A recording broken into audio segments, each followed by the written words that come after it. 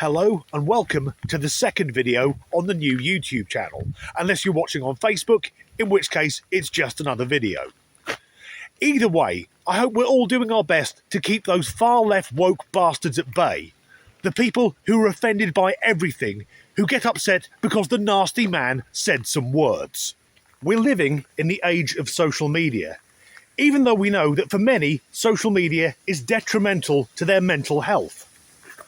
Take Instagram, for example, or Insta, because I'm down with the kids. Everyone on that app is living their best life. No one looks as good as they do on Instagram because people's best lives have a shitload of filters and editing.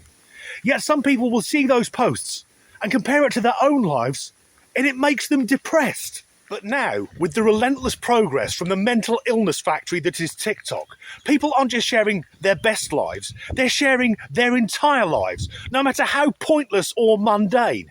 Now, Mrs. Disgruntled, she absolutely loves this, because fundamentally, she's a much better person than I am. But I can get home from work and she'll tell me, Stacey's from Atlanta, her horse has just given birth, and I stand there thinking, am I meant to give a fuck? Because I've got nothing against Stacey from Atlanta. But if her horse drops dead, the only difference it could possibly have in my life is the price of glue might come down very slightly. Just on that, the invention of glue, that must have been very unusual. I imagine whoever the inventor was, that chap did a lot of unusual things in his mission to stick one thing to another before coming to the idea, I know, I'll melt a horse. Anyway, a new thing on social media, or relatively new, in particular on TikTok, is people not sharing their best lives, but sharing their worst lives. Sharing when they're in distress or emotional pain. And I'm sure it is just an addiction to attention. So we're going to see a chap who's in emotional distress. I've cut his clip into 3 sections, and I want to stress here, he posted this video on the internet of his own free will. He recorded it, edited it, and set it so it could be shared. Because I'm from a generation where you don't air your dirty laundry in public, so for me, this is very bizarre. In fact, this is one of the weirdest things I've ever seen. People weren't meant to work in an office. We're not supposed to sit in an office all day long and just be staring at a computer. We're supposed to be living in the forest. We're supposed to be living in the forest, like eating berries and picking like nuts off of trees and fishing and stuff. We're supposed to be living in villages. The first thing that strikes me is that if he isn't happy working in an office, why not just get another job? I'm guessing he's living in America. So why not get a job with the Parks Department, where he could be out among nature getting paid for it? Although he doesn't strike me as a real-life Ron Swanson. That man isn't making a canoe and paddling it across a lake. And he talks about fishing. Obviously, I don't know, but I severely doubt that guy has ever even held a fishing rod. And if he caught a fish, could he bring himself to kill it? Now, there's nothing wrong with that, because I know I couldn't. Yet, I am a country bumpkin. I grew up in rural Norfolk, and he's talking about picking berries and nuts. The thing is, when you have brightly coloured berries, they're brightly coloured for one of 2 reasons. The first is, the plant is trying to get birds to eat them, so they'll fly off and shit the seeds out somewhere else, thus growing more plants. The second is, they're brightly coloured because it's a warning. Don't eat this, it's dangerous. If that guy went out foraging, I guarantee within half an hour he would have fucking poisoned himself. And he talks about living in villages. Villages still exist. I grew up in one. But he seems to be talking about some age before the Industrial Revolution.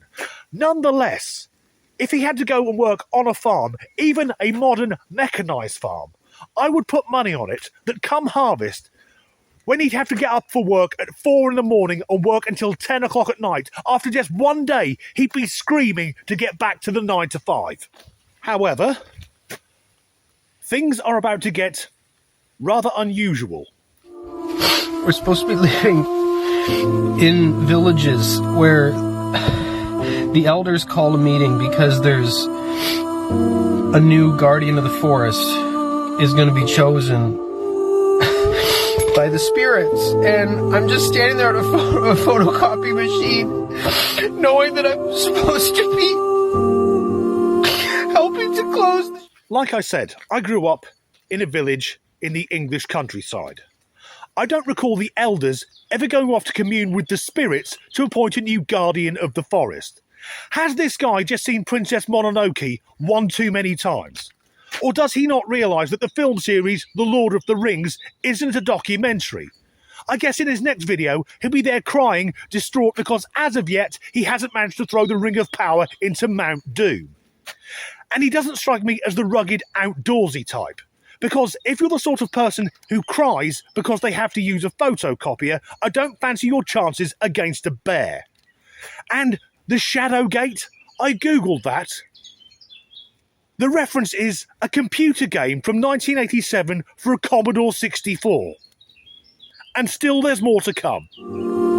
Helping to close the Shadow Gate. And it's not supposed to be like this. I'm just sitting on these Zoom calls, knowing that someone is supposed to be guarding the forest. I can't do it. I can't sit in another productivity meeting knowing that the blade of Thorlock is unclaimed. But this is what capitalism... I too am distraught about the current location of the blade of Thorlock. I googled that. Nothing. This is a man who's getting upset about a world he's created in his own head. And if someone gets upset at the prospect of going on a Zoom call, I don't think they're cut out to be some sort of mythical superhero.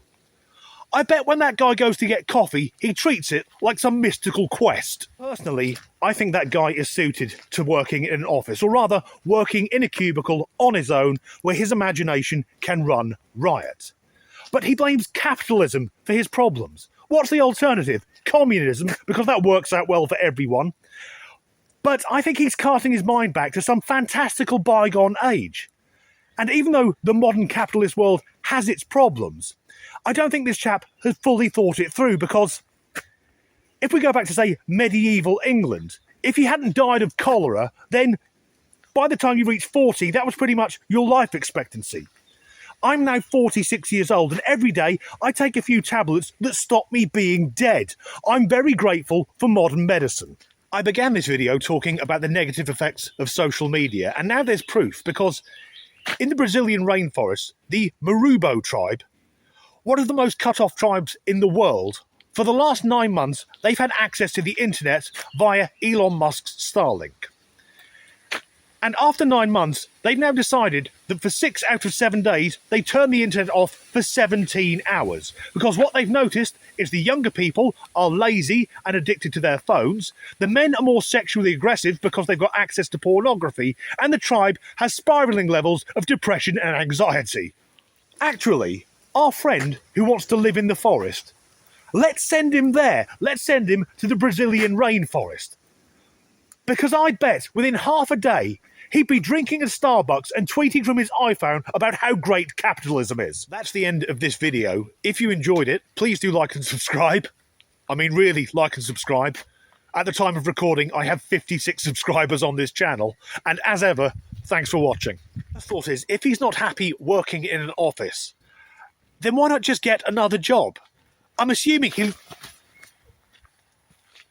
Same one as yesterday. The detrimental effect of social media. There's an article in the... Fuck it. If we needed proof of the detrimental effect of social media, a recent article revealed that the... No, I can't fucking remember that either.